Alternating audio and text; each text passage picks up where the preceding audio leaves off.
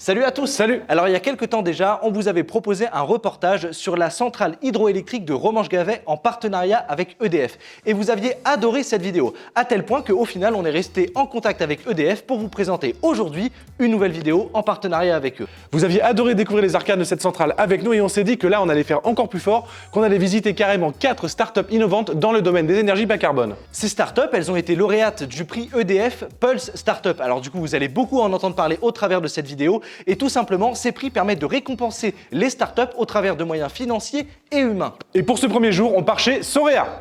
Sorea qui est une entreprise qui donc, de ce qu'on sait, parce qu'on n'en sait pas tant que ça en fait des moteurs solaires. Ils sont juste là, ils nous attendent et on va découvrir en même temps que vous comment ça fonctionne. Allez, c'est parti. C'est parti. On y va, moi j'ai chaud là. Non, j'ai froid en fait, mais je suis chaud, c'est différent. Est-ce qu'on a dit qu'on était à Auxerre et qu'on partait sur un road trip de plusieurs jours et tout? Oui, jusqu'à Toulouse. Le trajet va donc s'étaler jusqu'au sud de la France en passant par l'Est. EDF nous a préparé le relais bas carbone sur plus de 1500 km. Cet itinéraire se découpe en 4 étapes relais afin de découvrir les technologies innovantes qui s'y trouvent. Nous sommes Gilles et Isabelle. Nous représentons Sorea. Cette aventure a commencé en 2016 avec la création de la société. Ça a été le premier moteur solaire qui a été certifié, a été commercialisé donc en fin 2019.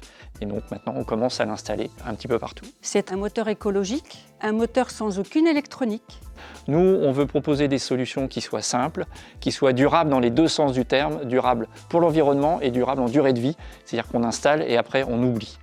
Bon, ça fait maintenant quelques heures qu'on est avec les gens de chez Sorea et ça y est, on a enfin compris ce qui se passait là-bas. Vous allez voir, c'est hyper disruptif et ça nous a vraiment intéressé. On espère que ça va vous brancher aussi. On comprend un petit peu mieux ce qu'ils entendent par moteur solaire. Oui, parce que de base, tu t'entends moteur solaire, tu te dis mais ça n'existe pas. Bah oui, c'est entièrement repensé. En fait, c'est vraiment un moteur qui fonctionne d'une certaine manière où il va y avoir le moins d'électronique possible, où le tout va être le plus mécanisé. Hein. C'est vraiment quelque chose de très mécanique. De toute façon, vous le savez, on le dit souvent dans les vidéos, c'est toujours très facile d'aller vers le complexe. C'est très facile de faire les frères Poulain, c'est-à-dire prendre un microprocesseur programmable et programmer pour qu'il fasse quelque chose. C'est derrière son clavier, on fait clac, clac, clac. Ce qui est difficile, c'est de penser vraiment avec un raisonnement d'ingénieur et d'aller au plus simple pour aller au plus fiable. Donc ici, on a la première partie, la plus importante, j'ai envie de dire, puisque c'est vraiment ce qui va capter l'énergie du soleil, c'est les cellules photovoltaïques. Donc ici, elles sont mises sous verre et elles sont protégées, mais à l'origine, ça se présente comme ça, et c'est vraiment extrêmement fin, donc on parle de l'ordre de 0,2 mm, je crois, et on va ensuite toutes les relier pour créer ce circuit de cellules photovoltaïques en rond. En réalité, je ne sais pas si vous le saviez, et si vous ne le saviez pas, je vais vous l'apprendre, mais les moteurs,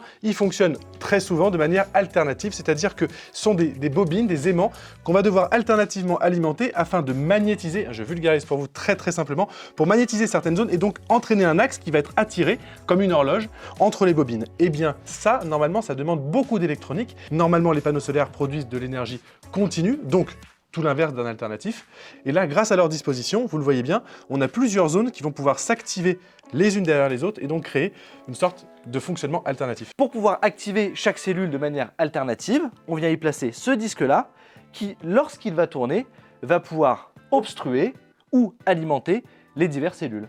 Ce qui veut donc dire qu'on a bien une circulation du courant de manière alternative entre les différentes zones. Et donc on va pouvoir alternativement alimenter des bobines qui vont attirer l'axe moteur dans une direction et donc le faire tourner. Et le moteur, eh bien, il est juste derrière nous et donc il se présente comme ça avec un tout simple circuit imprimé. C'est pas parce que c'est un circuit imprimé qu'il y a de l'électronique, hein. C'est juste les connexions électriques. Maintenant qu'on sait comment ça fonctionne et qu'on a vu quel est le principe derrière tout ça, on fait le sandwich, on rassemble le tout et on a le moteur de Sorea qu'on vous montre juste là. Vous avez donc là le parfait exemple d'un moteur Sorea en fonctionnement, étape finale. Alors là actuellement il est relié à une pompe de relevage, c'est tout l'intérêt aujourd'hui. Ce qu'ils font c'est surtout du relevage en Afrique pour remonter de l'eau des puits, etc. de manière totalement autonome. Donc là comme il n'y a pas de soleil, il va falloir que je l'aide un tout petit peu, mais vous allez voir que comme ça, même en intérieur, avec un ciel très nuageux, ça y est, c'est parti, ça fonctionne. C'est ouf. Et donc on va pouvoir maintenant lui mettre plein de soleil, là, bam. Et ça y est, la pompe est activée et on vient relever l'eau dans la bassine. C'est quand même génial de se dire que maintenant, là tout de suite, vous avez donc un système autonome sans aucune électronique, donc hyper fiable, écologique, parce que du coup, il n'y a pas de terres rares pour toute l'électronique, pour tout ce qu'il faut normalement pour faire marcher un moteur, et en plus durable, parce qu'un panneau solaire, avant de perdre du rendement, c'est 20 ans. Donc vous pouvez le faire tourner théoriquement pendant 20 ans comme ça, sans aucun problème. C'est une sorte de low-tech, hein, on vient vraiment remplacer toute l'électronique pour aller au plus simple du principe de fonctionnement d'un moteur. Au plus fiable et au plus écologique. C'est génial, moi je suis ultra fan. Mais mec, tu mets ça en plein milieu du désert, dans 20 ans, ça tourne encore. C'est clair.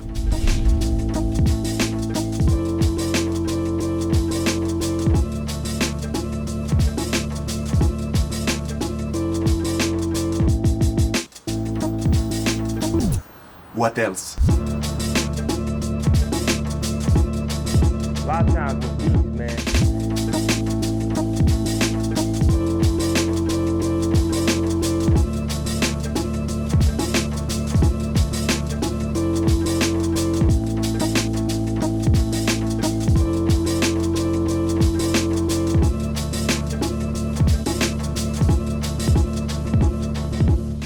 Après une soirée mouvementée et une nuit bien tranquille, on est chez...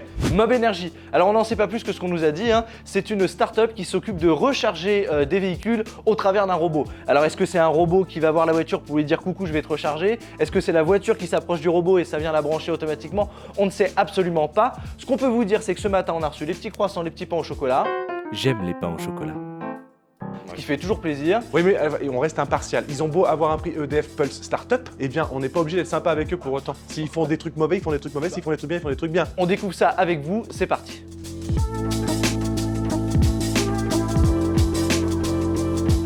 Mob Energy, c'est une start-up industrielle et technologique. On développe des solutions de recharge pour voitures électriques qui utilisent des batteries de seconde vie pour ensuite redispatcher de l'énergie aux différentes voitures garées sur un parking. Le robot chargeur Charles, donc c'est une solution mobile qui va stocker de l'énergie dans des batteries de seconde vie et va ensuite se brancher à des voitures qui ont passé commande et qui sont garées n'importe où sur le parking. C'est vraiment tout un système qui incorpore tellement de technologies, il y a tellement d'idées dedans, c'est vraiment un concentré de tout qu'on adore. En vrai, ce que je kiffe moi de mon côté, c'est, vous allez le voir, vraiment l'esprit start-up, l'esprit un peu frère poulain. C'est-à-dire que autant hier, on était dans une boîte qui essayait de simplifier les choses au maximum, autant là, on est vraiment dans le labo des frères poulains où on met je suis chez moi ici, Baptiste. plus on met de câbles, plus on met d'électronique et plus on est content. On le voit sur les murs, il y a des petites plaques en bois sur lesquelles il y a des outils et du Dexter en plus.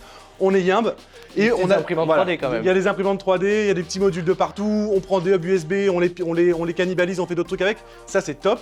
On est dans un contexte aujourd'hui où le véhicule électrique est une urgence. C'est la première bonne étape vers une mobilité plus durable, sauf qu'un véhicule électrique a besoin de se recharger. Donc chez Mob Energy, le but c'est d'essayer de débloquer cette situation avec des solutions qui vont valoriser au maximum une arrivée de puissance. Et pour ça, il faut trouver une méthode pour brancher, débrancher, rebrancher le câble à différentes voitures par jour. Il y a un savoir-faire, en fait, toutes les étapes de la production d'un robot comme ça, elles sont hyper intéressantes, que ça soit sur la récupération des batteries, ensuite sur toute l'électronique avec les systèmes intelligents de recharge de ces batteries-là qui sont reconditionnés. Ensuite, il va y avoir tout le système de déplacement avec les radars, la cartographie, il va y avoir tout le système de connexion à la voiture. Ensuite, il va y avoir toute la conception, le développement de l'intelligence de charge pour charger les véhicules intelligemment. C'est vraiment incroyable, tout est géré ici, là, dans ces petits locaux.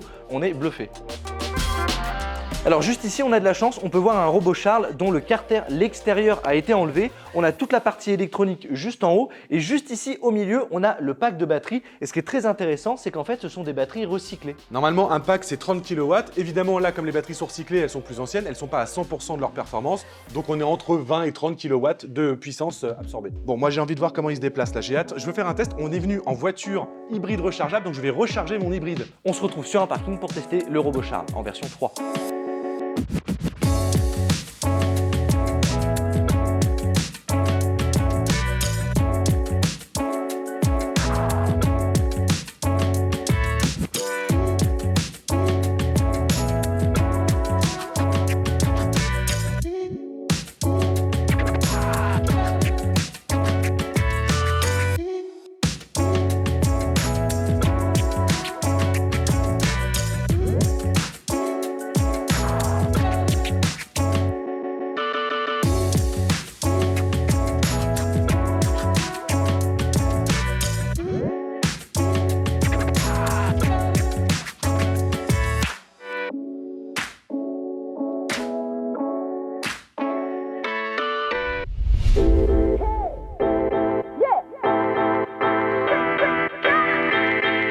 Alors on a un itinéraire qui est encadré avec la visite des entreprises le matin et la route l'après-midi. Ça c'est Baptiste qui s'en occupe, même si la voiture elle conduit un petit peu toute seule. Et en moyenne on fait entre 1 et 3 heures de route par jour. Ça nous permet un petit peu de débriefer la journée et de se préparer pour l'interview du lendemain. En tout cas ce qui est certain c'est que franchement là c'est un rythme qui nous plaît beaucoup. Donc c'est parti, là on va vers la prochaine ville pour la prochaine entreprise.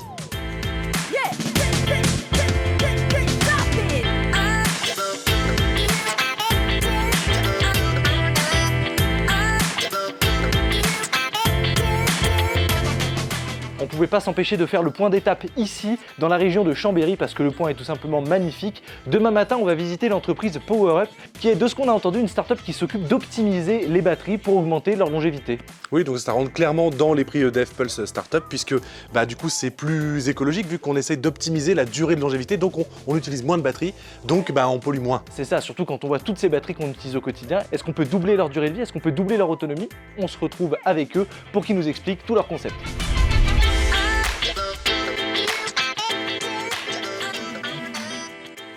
Bonjour. Bonjour. Frère Poulain, enchanté. Les frères de l'ail, enchanté. Les frères de l'ail, enchanté. Ok, stylé. Ah bah c'est cool, ça ça. s'est ensemble depuis combien de temps? 2017. Oh bah c'est encore plus stylé. Ça va être une bonne journée. C'est clair. Du coup, c'est toi qui me fais visiter? Bienvenue à PowerUp. Merci. La visite, c'est par là. Super. En dessus.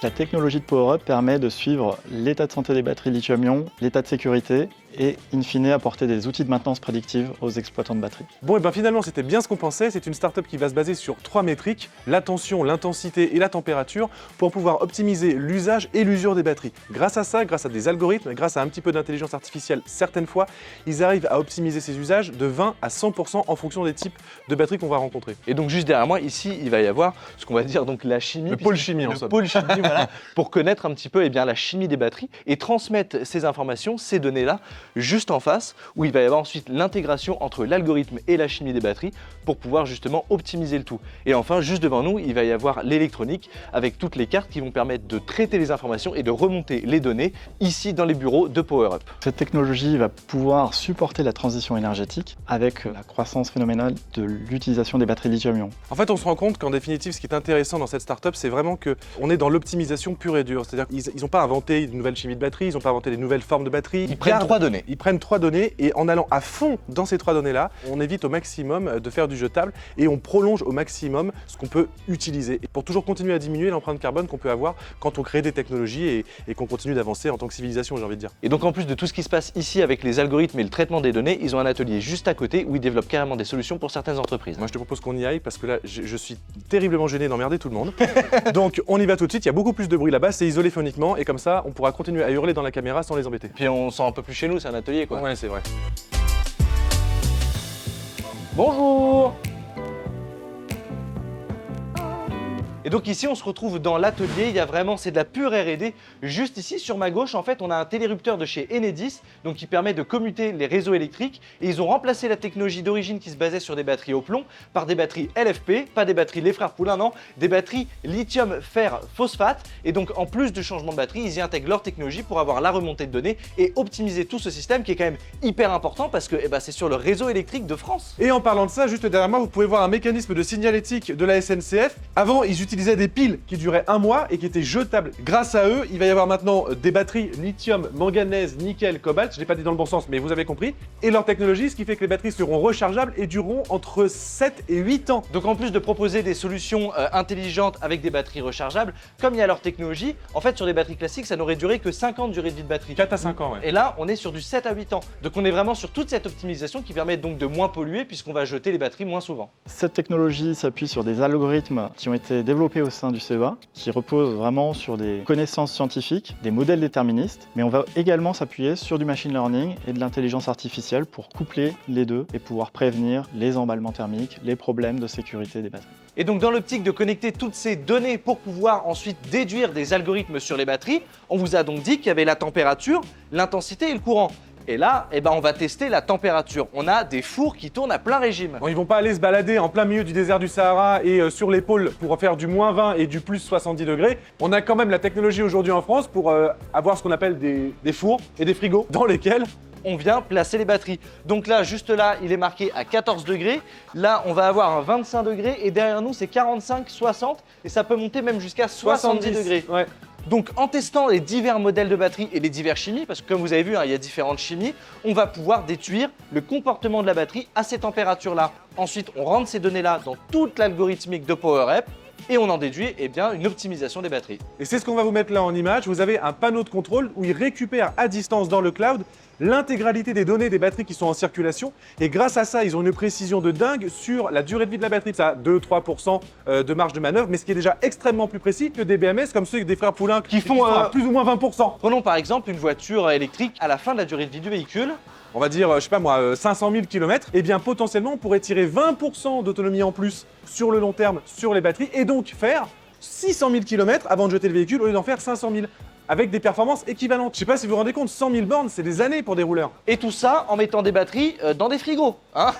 Et avec Donc, 3 métriques, température, tension, intensité. on est hyper content du tour qu'on vient de faire là. Il nous reste maintenant encore une entreprise. Oui. C'est incroyable. On fait vraiment un tour de France qui nous fascine. J'espère que vous aussi. Bon bah là on se dirige vers Avignon. On se dirige vers Avignon. Avignon, c'est la petite pause détente. Ouais. Ce soir, c'est hôtel-restaurant. Et après-demain, c'est Toulouse. Non mais pour vous, comme d'hab, c'est 2 secondes, alors c'est facile. Hein. Après cette intense matinée, nous avons pu prendre le temps de continuer la discussion avec les membres de l'équipe Power Up. Nous avons même eu la chance de recevoir une belle batterie LFP de leur part. Vous la reverrez dans un de nos projets, c'est certain. Il a été vite temps d'aller charger notre véhicule. Sur une des bornes EDF Easyvia, évidemment.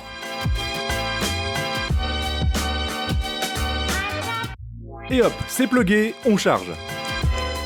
À la suite de ça, nous avons eu la possibilité de nous poser un peu, à mi-chemin, à 700 km de notre point de départ, Avignon. Ça a été pour nous un moment privilégié pour repenser à cette intense semaine qui touchait à sa fin et surtout aux dernières innovations que nous avions pu découvrir. Difficile de trouver meilleur endroit que cette ville propice à la réflexion coincée entre le passé et l'avenir.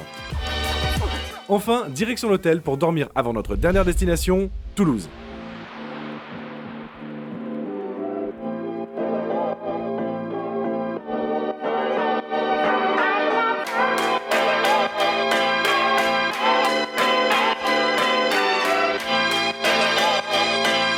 En arrivant à l'adresse qui nous a été indiquée par les équipes d'EDF, nous avons immédiatement été très surpris de découvrir ces lieux s'étendant sur d'immenses surfaces qui leur sont réservées sur place.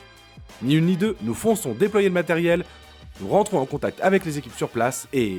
Pour la dernière étape de ce road trip, on se retrouve dans un lieu un peu atypique. On est en pleine zone aéroportuaire de Toulouse et on va rencontrer la start-up Water Horizon. D'après ce qu'on a compris, ils construisent, ils développent une pile thermique, on va appeler ça comme exactement. ça, qui sait absorber le chaud et le froid et le restituer. Du coup, qu'en est-il du rendement? Qu'est-ce que ça apporte? Bref, j'ai hâte de savoir, je suis très curieux. Et donc on est accompagné par le fondateur de cette start-up Water Horizon, Jean-Emmanuel. Salut les gars, Salut. Ça va? très bien. Tu nous en racontes un petit peu plus alors? Bah écoutez, je vous propose qu'on y aille tout de suite. Parti. Water Horizon, stockage d'énergie, première, les frères Poulain et Jean-Emmanuel. Water Horizon, c'est parti d'un constat très simple, c'est que l'industrie au sens large produit énormément de chaleur et la rejette dans la nature, donc en forme de déchets.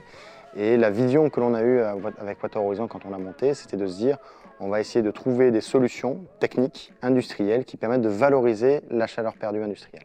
Et en fait, ce qui est hyper intéressant et tout le cœur de cette solution qui est développée, c'est la réaction chimique. On va avoir deux composants A et B. Lorsqu'on vient les mettre ensemble, on vient faire AB. Et ce qu'on peut faire, et c'est ça qui est hyper intéressant, c'est qu'on peut les retransformer de manière séparée en A et B. Et donc on peut faire ça de manière cyclique, donc on peut stocker et restituer l'énergie. Juste derrière toi se situe toute ta technologie. Et ça peut chauffer une maison de 200 mètres carrés. Tout à fait.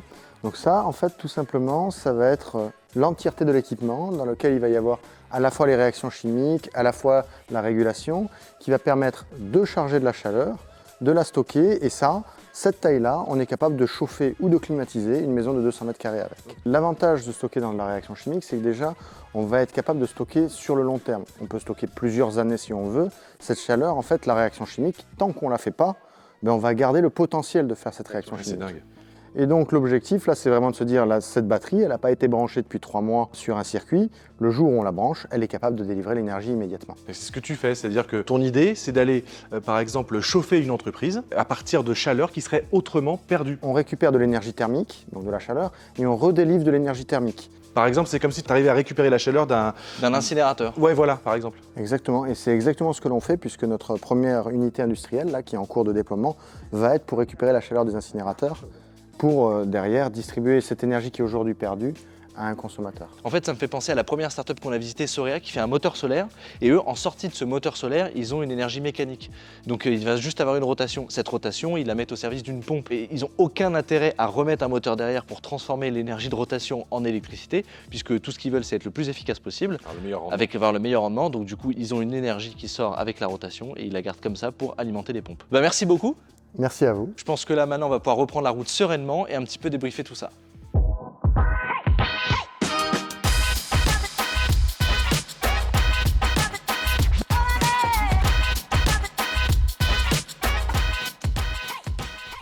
Et voilà, on arrive au bout de ce relais bas carbone et on espère que ces startups aux technologies innovantes vous ont fascinés tout autant qu'elles nous ont passionnés. Et vous pouvez le voir à l'environnement qui est juste derrière nous et autour de nous. On se situe maintenant dans le nouvel atelier et c'est ce qui prouve que tourner une vidéo comme ça, c'est-à-dire la penser, la créer, la produire, la tourner, la monter, la cadrer, l'étalonner, la mixer, enfin ça prend du temps et donc on peut parfois commencer un tournage dans l'ancien atelier et carrément le finir ici dans le nouveau. Et au-delà de EDF qui sponsorise cette vidéo, on a pris un vrai plaisir à vous présenter tout ça. Du coup, avec le nouvel atelier, on s'est dit que ça serait quand même une super occasion de pouvoir relancer un petit peu l'énergie, ce qu'on aimait tant, c'est-à-dire les live Twitch. Et donc, on s'est dit que on pouvait en profiter pour faire un live dans lequel on vous présenterait un petit peu ce nouvel environnement dans lequel on se situe, tout en profitant pour débriefer de la vidéo. Je suis sûr que vous avez plein de questions sur les technologies qu'on a rencontrées. On a énormément de choses à vous dire de tout ce qui s'est passé autour du tournage de cette vidéo parce que nous, on a quand même été pendant une semaine sur les routes. Il y a eu parfois des complications, des problèmes, des choses qu'on n'a pas pu vous présenter en vidéo et tout ça, eh bien, on pourra un petit peu vous le raconter lors de ce live. On va se refaire un bon live à l'ancienne avec des quiz, avec du fun, enfin ça va être super cool, donc rendez-vous sur Twitch, on vous attend très nombreux parce que pour nous ça va être un vrai bonheur de vous retrouver en direct. Et puis on pourra vous présenter de nouvelles innovations bas carbone puisqu'il y a quelques jours s'est déroulée la nouvelle remise des prix EDF Pulse Startup. Bref, vous l'aurez compris, rendez-vous sur Twitch, vous avez tous les liens en description, j'ai hâte de savoir ce qui nous attend en termes d'innovation, ça va être fou. Et d'ici là, n'oubliez pas d'être tous bienveillants les uns envers les autres. On vous aime, on vous embrasse, à la prochaine. Ciao. Bye bye. EDF Pulse Startup nous a permis vraiment de rentrer dans la famille EDF. C'est à la fois un partenaire de R&D, un partenaire commercial, un partenaire financier. Que l'on ait cette reconnaissance de la part de EDF par rapport à notre technologie a apporté un vrai plus en termes de crédibilité. Recevoir un prix de la part d'une grande société reconnue comme EDF, c'est un vrai plus pour une start-up comme la nôtre.